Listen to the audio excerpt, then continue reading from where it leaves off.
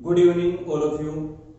आज हम चतुर्भुज के बारे में पढ़ेंगे कि चतुर्भुज है ये क्या होता है। तो देखिए, चतुर्भुज है ये चार रेखाखंडों से बनी हुई एक बंद आकृति होती है। क्या होती है? देखो, चार रेखाखंडों से बनी हुई एक बंद आकृति इस प्रकार से। तो देखो, इसका नाम रख देते हैं जैसे ए बी सी डी। तो इसमें चार रेखाखंड हैं। कौन कौन से हैं? ए बी है, बी सी डी और डी ए। तो ये चार रेखाखंडों से बनी हुई एक बंद आकृति है। इसे क्या कहते हैं? चतुर्भुज कहते हैं।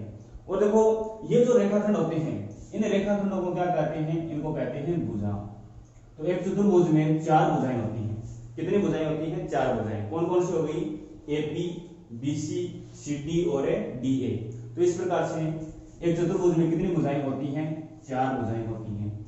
फिर देखो, इसमें चार कोण हैं। कौन कौन से हैं? कोण ए, एक ये कोण बी, सी और डी। इस प्रकार से देखो कि एक चतुर्भुज में चार भुजा हो गई और चार ही क्या हो गए? कोण हो गए। कितने कोण हो गए? चार। इसमें क्या हो गए? कोण हो गए। फिर देखो, यदि हम ए को सी से मिलाएं और बी को डी से मिलाएं तो ये क्या होते हैं? विकर्ण होते हैं। देखो, ए को यदि हम सी से मिलाएंगे तो एस सी क्या हो जाएगा? एक विकर्ण। एस सी रेखाखंड को क्या कहेंगे? हम विकर्ण कहेंगे। इस प्रकार यदि बी को डी से मिलाएंगे तो इस बी डी जो रेखाखंड बनेगा उसको क्या कहेंगे? इसका विकर्ण कहेंगे।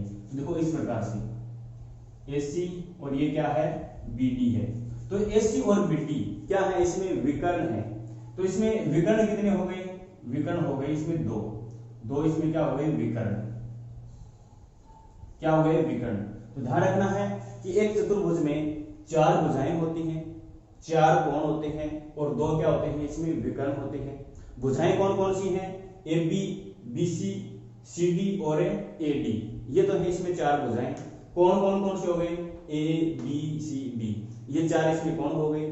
और यदि हम ए को सी से, बी को डी से मिलाएंगे तो ये दो क्या हो गए? इसमें विकर्ण हो गए। तो इस प्रकार से एक चतुर्भुज में टोटल कितने अवयव होते हैं? 10 अवयव होते हैं। ध्यान रखना है कि एक चतुर्भुज में कितने अवयव होते हैं? 10 अवयव होते हैं। तो 10 अवयव कौन कौन से हो गए? चार भुजाएं, चार कोण और दो विकर्ण। इस प्रकार से देखो, 4 और 4 8 और 2 10। कितने विकर्ण हो गए? इसमें 10 विकर्ण हो गए। और हमें क्या ध्यान में रखना है कि यदि हम ये जो चार कोण हैं, इन कोणों को जोड़ें तो इनका योग है वो क्या होगा? 360 डिग्री होगा। तो ये ध्यान रखना है कि एक चतुर्भुज के चारों कोणों का योग है ये कितना होता है? 360 डिग्री होता है। तो जैसे हम कोण ए, कोण बी, कोण सी और कोण डी, इन चारों को जोड़ेंगे तो इनका योग है ये कितना आएगा हमारे पास? 360 डिग्री। 360 डिग्री। तो एक चतुर्भुज के चारों कोणों का योग है वो कितना होता है? 360 डिग्री होता है। ठीक है। अब हम चतुर्भुज के विभिन्न प्रकारों को पढ़ेंगे कि चतुर्भुज है ये कितने प्रकार का होता है, इसके प्रकार कौन कौन से हैं और कौन कौन से चतुर्भुज हैं, तो उन सभी को हम पढ़ेंगे। चतुर्भुज के प्रकारों में नंबर 1 है समांतर चतुर्भुज। हम पढ़ेंगे समांतर चतुर्भुज क्या होता है। तो देखो, समांतर चतुर्भुज क्या होता है? एक ऐसा चतुर्भुज जिसकी आमने सामने की भुजाएं समांतर हों और बराबर हों और उसके आमने सामने के कोण भी क्या हों? बराबर हों। तो ऐसे चतुर्भुज को हम क्या कहते हैं? समांतर चतुर्भुज कहते हैं। एक ऐसा चतुर्भुज जिसकी आमने सामने की भुजाएं क्या हों? समांतर हों, बराबर हों और उनके आमने सामने के कोण भी बराबर हों। तो ऐसा चतुर्भुज क्या होता है? समांतर चतुर्भुज होता है। तो देखो कैसा, जैसे ये एक समांतर एक चतुर्भुज है इस प्रकार से, और इसका नाम जैसे हमने रख दिया ए बी सी डी। तो ए बी सी डी है ये एक समांतर चतुर्भुज कब होगा? जब इनकी आमने सामने की भुजाएं क्या होंगी? समांतर होंगी। तो देखो, समांतर का चिन्ह क्या होता है? ये जो चिन्ह होता है ये किसका चिन्ह होता है? ये होता है समांतर का चिन्ह। तो आमने सामने की भुजाओं का मतलब क्या है कि ये जो ए बी भुजा है ये समांतर होनी चाहिए किसके? सी डी के। ए बी के समूह भुजा कौन सी है?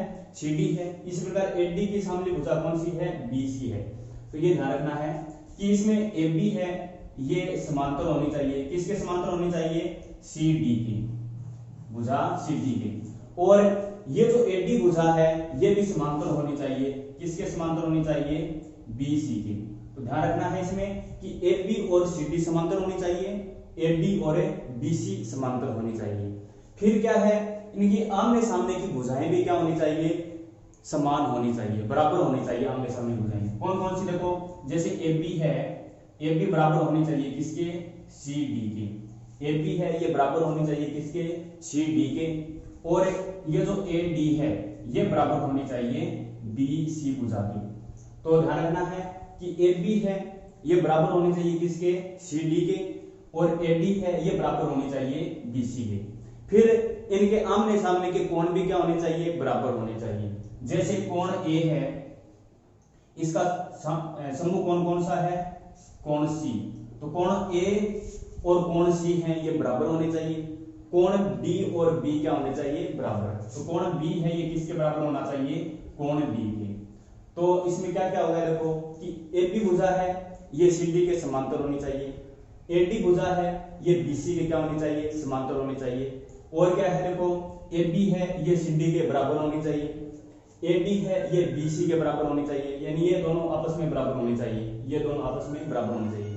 फिर इनके आमने सामने के कोण बराबर होने चाहिए, कोण ए और सी बराबर होने चाहिए, कोण बी और डी क्या होने चाहिए, बराबर होने चाहिए।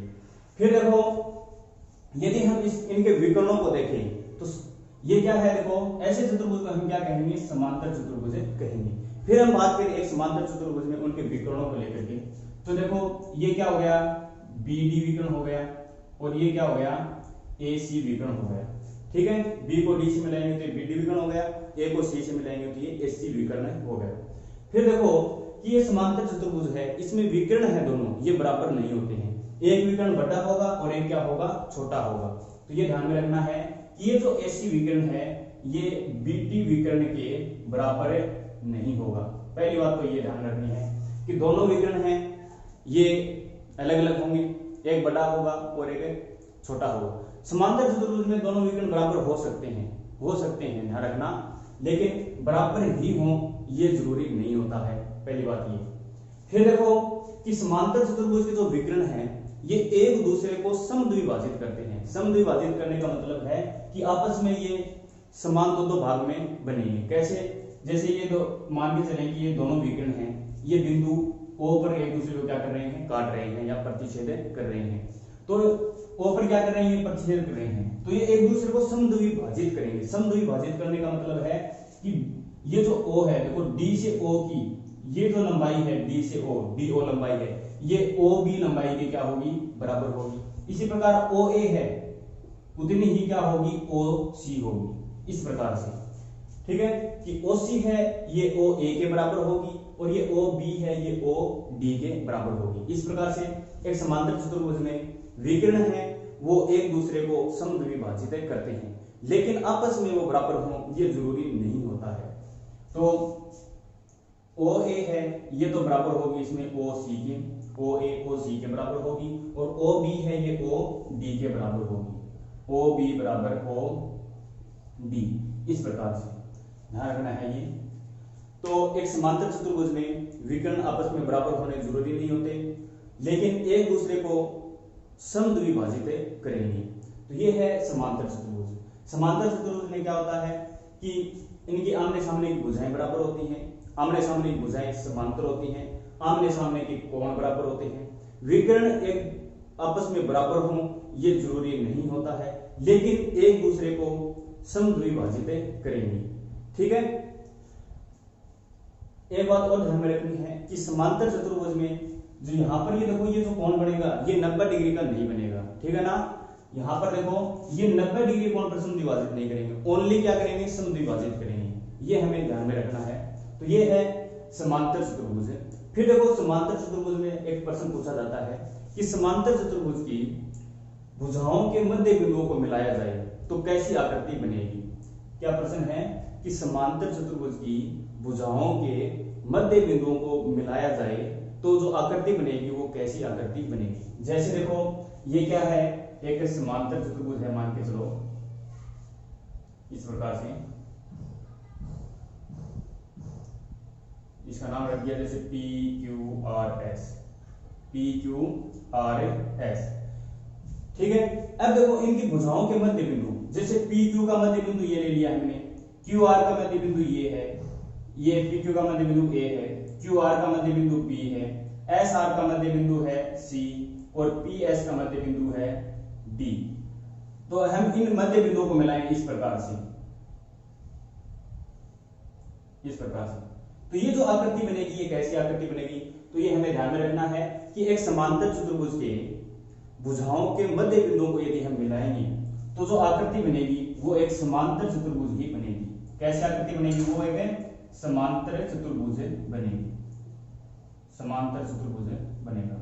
ठीक है, तो समांतर चतुर्भुज की भुजाओं के मध्य बिंदुओं को मिलाएंगे तो समांतर चतुर्भुज ही बनेगा। 2 नंबर चतुर्भुज है आयत। अब हम देखेंगे कि आयत है ये क्या होता है।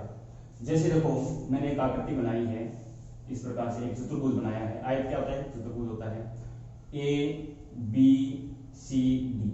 ये हमने क्या बनाया, एक चतुर्भुज बनाया है। अब ये चतुर्भुज आयत होगा, कब होगा, इसके लिए क्या क्या कंडीशन है।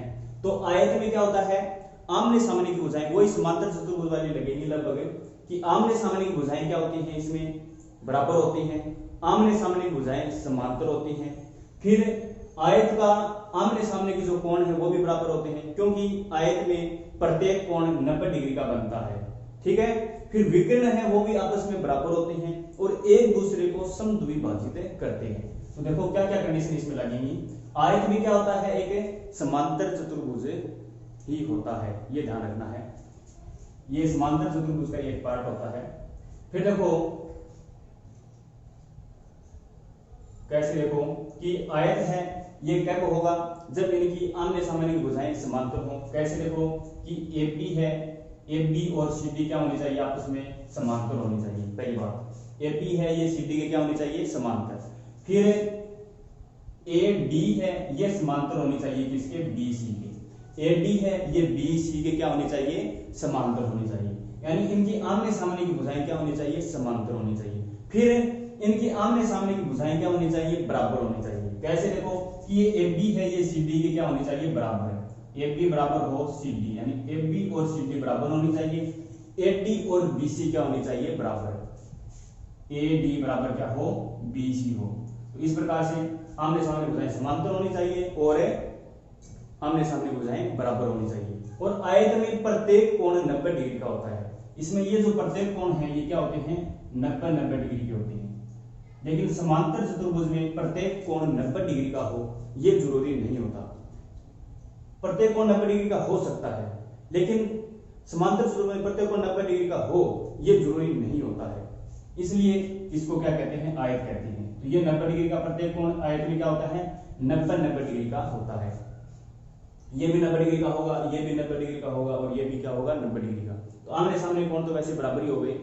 तो आयत का प्रत्येक कोण क्या होता है, 90 डिग्री का होता है।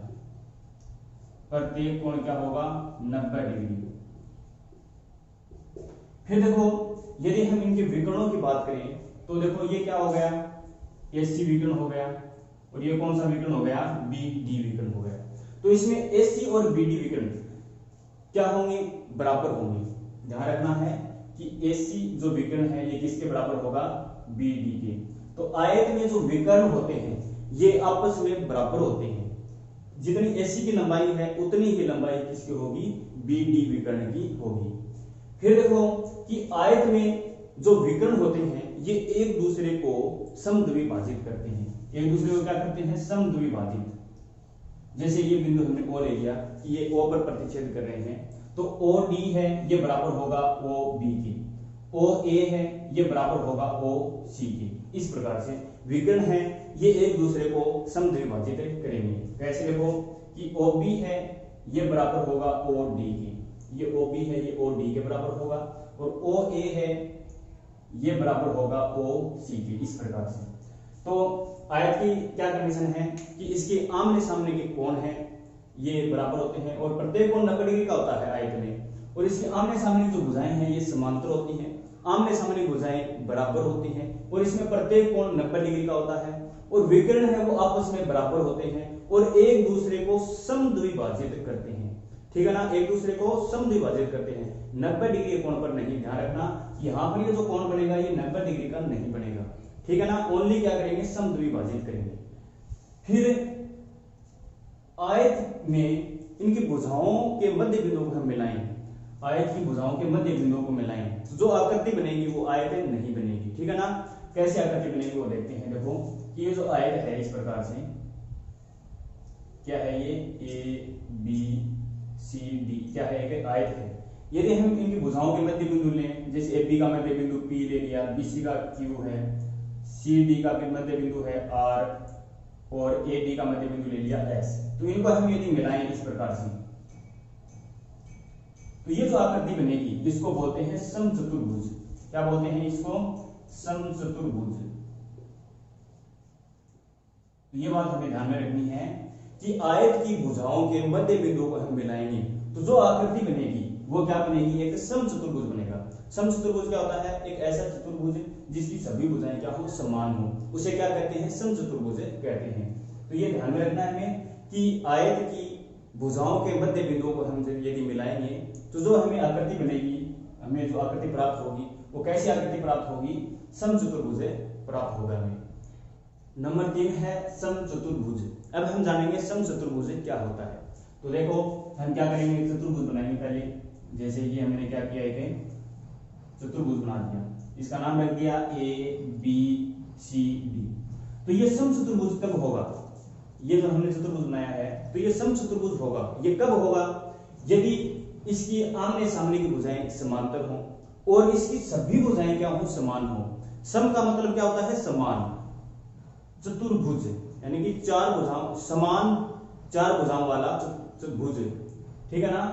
तो ये एक ऐसा चतुर्भुज है जिसकी सभी भुजाएं क्या हो, समान हो, उसे क्या कहते हैं, समचतुर्भुज कहते हैं। और इसके आमने सामने भुजाएं समांतर होती हैं, वैसे ही बराबर भी होंगी क्योंकि सभी भुजाएं क्या है, समान हैं। और इसके आमने सामने के कोण भी क्या होते हैं, बराबर होते हैं। समचतुर्भुज के आमने सामने कोण भी क्या होते हैं, बराबर होते हैं। और विकर्ण है समचतुर्भुज में वो बराबर नहीं होते, ठीक है ना। बराबर होने जरूरी नहीं है, बराबर हो भी सकते हैं और बराबर नहीं भी हो सकते। तो ये ध्यान में रखना है कि समचतुर्भुज के जो विकर्ण हैं वो बराबर हो भी सकते हैं और बराबर नहीं भी हो सकते। फिर जो विकर्ण है वो एक दूसरे को 90 डिग्री कोण पर समद्विभाजित करेंगे, ठीक है। तो देखो इसमें ए बी है, ये समांतर होगी किसके, सी डी की। समचतुर्भुज में आमने सामने की भुजाएं क्या होती है, समांतर होती है। तो ए बी और सी डी क्या होंगी, समांतर होंगी। फिर ए डी है और ये बी सी है, ये भी क्या होंगी, आपस में समांतर होंगी। और समचतुर्भुज में सभी भुजाएं क्या होती हैं, समान होती हैं। देखो कि ए बी है, ये बराबर होगी किसके, बी सी के, बी सी सी डी और बराबर है डी ए। तो सभी भुजाएं क्या होंगी, बराबर होंगी। तो समचतुर्भुज में सभी भुजाएं क्या होती हैं, समान होती हैं, बराबर लंबाई की होती हैं। फिर हम इनके विकर्णों की बात करें तो विकर्ण क्या होंगे, देखो जैसे ये क्या है, ए सी है और ये क्या है, बी डी है। तो यहां पर जो कोण ए बी सी डी है, ये इनमें आमने सामने के जो कोण है ये क्या होंगे, बराबर होंगे। लेकिन प्रत्येक कोण 90 डिग्री का हो ये जरूरी नहीं होता इसमें। तो ध्यान रखना है कि कोण ए है ये बराबर होगा कोण सी के, कोण बी है ये बराबर होगा कोण डी के। यानी कोण ए और कोण सी बराबर होंगे, कोण बी और कोण डी बराबर होंगे। लेकिन इसमें प्रत्येक कोण 90 डिग्री का हो ये जरूरी नहीं होता है। फिर देखो इसमें जो विकर्ण है ये एक दूसरे को 90 डिग्री के कोण पर समद्विभाजित करते हैं। 90 डिग्री कोण पर समद्विभाजित करने का मतलब है इसको क्या बोलते हैं, लंब समद्विभाजन। लंब समद्विभाजन, लंब समद्विभाजन का मतलब है 90 डिग्री कोण पर समान दो भागों में विभाजित करना। तो ये जो विकर्ण है यहां पर देखो कितने डिग्री का कोण बनेगा, 90 डिग्री कोण बनेंगे। यहाँ पर ये 90 डिग्री का बनेगा, ये 90 डिग्री का बनेगा, ये 90 डिग्री का और ये भी यहाँ पर 90 डिग्री का। लेकिन देखो ए बी सी डी ये कोण 90 डिग्री होने इसमें जरूरी नहीं होते हैं इसमें। लेकिन ये एक दूसरे को 90 डिग्री कोण पर समद्विभाजित जरूर करेंगे, ठीक है ना। ये जैसे ओ बिंदु मान लिया, ये बिंदु, तो यहाँ पर देखो ओ डी ओ बी बराबर होंगे, ओ सी और ओ ए बराबर होंगे। और कितने डिग्री कोण पर समद्विभाजित करेंगे, ये 90 डिग्री कोण पर समद्विभाजित करेंगे। इसको क्या बोलते हैं, लंब समद्विभाजन। इसका मतलब होता है 90 डिग्री कोण पर समान दो भागों में बांटना। तो इसमें विकर्ण है ये आपस में बराबर होने जरूरी नहीं होते। तो AC है ये BD के बराबर हो ये जरूरी नहीं होता इसमें। फिर देखो कि लेकिन क्या करेंगे, एक दूसरे को 90 डिग्री कोण पर समद्विभाजित करेंगे। तो ऐसी जो विकर्ण है ये लंबवत होगा इस प्रकार से, ये लंबवत का चिन्ह होता है, ठीक है ना। और ऐसी जो विकर्ण है ये बीडी के क्या होगा, लंबवत होगा, यानी ये एक दूसरे के क्या होंगे, लंबवत होंगे, ये लंबवत का चिन्ह होता है। तो एसी और बीडी क्या होंगे, एक दूसरे के लंबवत होंगे। फिर ओ ए है ये बराबर होगा ओ सी के, और इसमें ओ बी है ये बराबर होगा ओ डी के। इस प्रकार से ओ ए ओ सी के बराबर होगा, ओ बी है ये ओ डी के बराबर होगा। तो ये होता है 90 डिग्री कोण पर समान दो भागों में बांटना। ये है समचतुर्भुज। फिर देखो इस समचतुर्भुज में इनकी भुजाओं के मध्य बिंदु को मिलाएं तो आकृति कैसी बनेगी। तो ये क्या है, देखो इस प्रकार से हमने क्या बनाया है कि समचतुर्भुज बनाया है। तो इसके मध्य बिंदु इस प्रकार से, इसका नाम दे रखते हैं जैसे पी क्यू आर एस, ये कोई एबीसीडी क्या है, समचतुर्भुज है। तो इनकी भुजाओं के मध्य बिंदुओं को मिलाए हैं तो ये जो आकृति बनेगी वो क्या बनेगा, एक आयत बनेगा। ध्यान रखना है कि समचतुर्भुज की भुजाओं के मध्य बिंदु को हम मिलाएंगे तो जो आकृति बनेगी वो क्या बनेगी, आयत बनेगा। क्या बनेगा, आयत। ये हमें ध्यान में रखना है। आयत की मध्य बिंदुओं को मिलाएंगे, आयत की भुजाओं के मध्य बिंदुओं को मिलाएं तब तो एक समचतुर्भुज बनता है। और समचतुर्भुज की भुजाओं के मध्य बिंदुओं को मिलाएं तो क्या बनेगा, एक आयत बनेगा, ठीक है ना। इसमें आपस में क्या होंगे, एक दूसरे के विपरीत होंगे। आयत में समचतुर्भुज बनेगा और समचतुर्भुज में आयत बनेगा, इस प्रकार से, ठीक है। 4 नंबर है वर्ग। अब देखेंगे हम वर्ग क्या होता है। तो पहले हम एक चतुर्भुज बनाएंगे, ये है ए बी सी डी, एक चतुर्भुज। अब ये वर्ग कब होगा, तो वर्ग होने के लिए कंडीशन है, पहली कंडीशन ये है कि इसके आमने सामने की भुजाएं समांतर होती हैं, ठीक है ना। तो समांतर चतुर्भुज, आयत, समचतुर्भुज और वर्ग, इसकी आमने सामने की भुजाएं क्या होती हैं, समांतर होती हैं। फिर एक वर्ग की सभी भुजाएं क्या होती हैं, समान होती हैं, ठीक है ना। वर्ग की सभी भुजाएं क्या होती हैं, समान होती हैं। और इसमें प्रत्येक कोण 90 डिग्री का होता है। क्या होता है, प्रत्येक कोण 90 डिग्री का। तो देखो कि ए बी है, पहली कंडीशन ए बी है, ये समांतर होगी सी डी की, यानी ए बी और सी डी क्या होंगी, समांतर होंगी। ए डी और बी सी समांतर होंगी। ए बी और सी डी बराबर होंगे, समांतर होंगी। ए डी और बी सी क्या होंगी, इसमें समांतर होंगी। फिर देखो इसकी सभी भुजाएं क्या होती हैं, समान होती हैं। सभी भुजाएं देखो कैसे, A B, B C, C D और डी ए, ये चारों भुजाएं क्या होंगी, समान होंगी, ठीक है ना। वर्ग की सभी भुजाएं क्या होती हैं, समान होती हैं। और प्रत्येक कोण 90 डिग्री का होता है। इसमें प्रत्येक कोण कितने डिग्री का होगा, 90 डिग्री का होगा। ध्यान रखना है कि वर्ग का प्रत्येक कोण क्या होता है, 90 डिग्री का। और आयत में भी क्या होता है, प्रत्येक कोण 90 डिग्री का होता है। आयत में भी प्रत्येक कोण कितने डिग्री का होता है, 90 डिग्री का होता है। और वर्ग में भी प्रत्येक कोण कितने डिग्री का होता है, 90 डिग्री का। लेकिन आयत की सभी भुजाएं बराबर नहीं होती और वर्ग में सभी भुजाएं क्या होती हैं, बराबर होती हैं। फिर देखो हम इनके विकर्णों की बात करें तो विकर्ण है, ये देखो जैसे ये क्या है, एसी विकर्ण है और ये क्या है, बी डी विकर्ण है। तो विकर्ण है वो आपस में क्या होते हैं, बराबर होते हैं। तो एसी बराबर क्या होगा, बी डी होगा। एसी और बी डी दोनों विकर्ण क्या होंगे, बराबर होंगे। फिर दूसरी कंडीशन क्या है कि ये जो विकर्ण है ये एक दूसरे को 90 डिग्री कोण पर समद्विभाजित करते हैं। 90 डिग्री कोण पर समद्विभाजित करने का मतलब क्या है, लंब समद्विभाजन करेंगे, ठीक है। तो यहां पर ये बिंदु रख देते हैं जैसे O। तो ये जो AB और AC विकर्ण है ये बराबर होंगे। पहली बात तो विकर्ण है ये क्या होंगे, आपस में बराबर होंगे। AC बराबर क्या होगा, BD होगा। फिर एक दूसरे को लंब समद्विभाजित करेंगे, 90 डिग्री कोण पर समान दो भागों में बांटेंगे। कैसे, देखो कि AC है ये आपस में BD, दोनों क्या होंगे, एक दूसरे के लंबवत होंगे, ठीक है ना। AC और BD क्या होंगे, एक दूसरे के लंबवत। फिर देखो OD OB के बराबर होगा, OA है ये OC के बराबर होगा। तो OD बराबर क्या होगा, OB होगा और OA बराबर क्या होगा, OC होगा। इस प्रकार से विकर्ण आपस में बराबर होते हैं, एक दूसरे को 90 डिग्री कोण पर समद्विभाजित करते हैं और प्रत्येक कोण इसमें 90 डिग्री का होता है। सभी भुजाएं बराबर होती हैं और आमने सामने की भुजाएं हैं ये समांतर भी इसमें होती हैं। फिर हम बात करें एक वर्ग की भुजाओं के मध्य बिंदुओं को मिलाएं। जब हम एक वर्ग की भुजाओं के मध्य बिंदुओं को मिलाते हैं, जैसे ये A बी सी डी क्या है, एक वर्ग है और इसकी भुजाओं के मध्य बिंदु हैं जैसे पी क्यू आर एस, ये क्या है, इनकी भुजाओं के मध्य बिंदु हैं। तो इनको हम इस प्रकार से मिलाएंगे, तो एक वर्ग की भुजाओं के मध्य बिंदुओं को हम यदि मिलाएंगे तो जो हमें आकृति प्राप्त होगी वो क्या होगी, वर्ग प्राप्त होगा। ठीक है, तो देखो समांतर चतुर्भुज में क्या प्राप्त होगा, समांतर चतुर्भुज प्राप्त होगा, और वर्ग में भी हमें क्या प्राप्त होगा, वर्ग प्राप्त होगा। लेकिन आयत में तो समचतुर्भुज होता है और समचतुर्भुज में क्या बनेगा, आयत बनेगा। ये दो हमें ध्यान में रखनी है। 5 नंबर है इसमें समलंब चतुर्भुज है। अब हम जानेंगे समलंब चतुर्भुज है ये क्या होता है। तो देखो जैसे मैंने एक चतुर्भुज बनाया है इस प्रकार से ए बी सी डी, हमने क्या किया है, एक ए बी सी डी एक चतुर्भुज बनाया है। तो ये समलंब चतुर्भुज कब होगा, तो समलंब चतुर्भुज की परिभाषा क्या होती है कि एक ऐसा चतुर्भुज जिसमें भुजाओं का एक युग्म समांतर हो। अन्य दोनों भुजाएं कैसी भी हो सकती हैं, लेकिन एक युग्म क्या होना चाहिए, समांतर होना चाहिए। जैसे इसमें ए बी है और सी डी क्या है, एक दूसरे के समांतर हैं। ये ए बी और बी सी समांतर होनी जरूरी नहीं होती है, ठीक है ना। तो एक ऐसा चतुर्भुज जिसमें भुजाओं का एक युग्म क्या हो, समांतर हो। तो देखो ऐसा चतुर्भुज है, ऐसा चतुर्भुज जिसमें भुजाओं का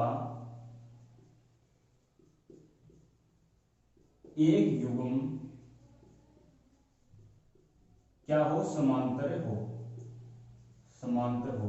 तो ऐसे चतुर्भुज को हम क्या कहते हैं, समलंब चतुर्भुज कहते हैं। तो इसमें कौन सा युग्म समांतर है, ए बी और सी डी क्या है, इसमें समांतर है। ए बी और सी डी क्या है, इसमें समांतर है। तो समलंब चतुर्भुज की परिभाषा क्या होती है, एक ऐसा चतुर्भुज जिसमें भुजाओं का एक युग्म क्या हो, समांतर हो। जैसे ए बी और सी डी क्या है, समांतर है। तो ऐसे चतुर्भुज को क्या कहते हैं, समलंब चतुर्भुज कहते हैं।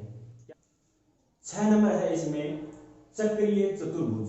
अब हम जानेंगे चक्रीय चतुर्भुज क्या होता है। तो देखो जैसे हमने क्या बनाया, एक वर्त बनाया, क्या बनाया है, वर्त बनाया है, और इसके अंदर देखो ये हमने क्या किया, एक चतुर्भुज बना दिया इस प्रकार से।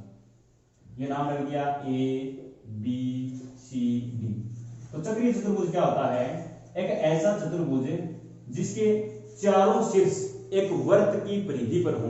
ऐसे चतुर्भुज को क्या कहते हैं, चक्रीय चतुर्भुज कहते हैं। देखो एक ऐसा चतुर्भुज जिसके चारों शीर्ष वर्त की परिधि पर हो, ऐसे चतुर्भुज को क्या कहते हैं, चक्रीय चतुर्भुज कहते हैं। तो देखो ये ए है, इस वर्त की क्या है, परिधि पर है। ये जो बी है ये भी क्या है, इस वर्त की परिधि पर है। ये सी है, ये भी क्या है, इस वर्त की परिधि पर है। और डी भी क्या है, इस वर्त की परिधि पर है। तो ऐसा चतुर्भुज क्या होता है, चक्रीय चतुर्भुज होता है। और एक बात और ध्यान में रखनी है इसमें कि चक्रीय चतुर्भुज है, इसके आमने सामने के कोणों का योग है वो 180 डिग्री होता है, ठीक है ना। एक चक्रीय चतुर्भुज के आमने सामने के कोणों का योग 180 डिग्री होता है। जैसे यदि हम कोण ए और कोण सी को जोड़ें, कोण ए प्लस कोण सी को जोड़ें तो कितना होगा, इनका योग 180 डिग्री होगा। इसी प्रकार कोण बी और कोण डी को जोड़ें तो इनका योग भी क्या होगा, 180 डिग्री होगा। तो ये हमें ध्यान में रखना है कि एक ऐसा चतुर्भुज जिसके चारों शीर्ष एक वर्ग की परिधि पर हो, ऐसे चतुर्भुज को चक्रीय चतुर्भुज कहते हैं। और एक चक्रीय चतुर्भुज के आमने सामने के कोणों का योग क्या होता है, 180 डिग्री होता है। कोण ए और सी का योग 180 डिग्री होगा, कोण बी और डी का योग भी कितना होगा, 180 डिग्री होगा। तो ये है चक्रीय चतुर्भुज। तो आज के लिए हमारा टॉपिक है ये इतना ही रहेगा। बहुत बहुत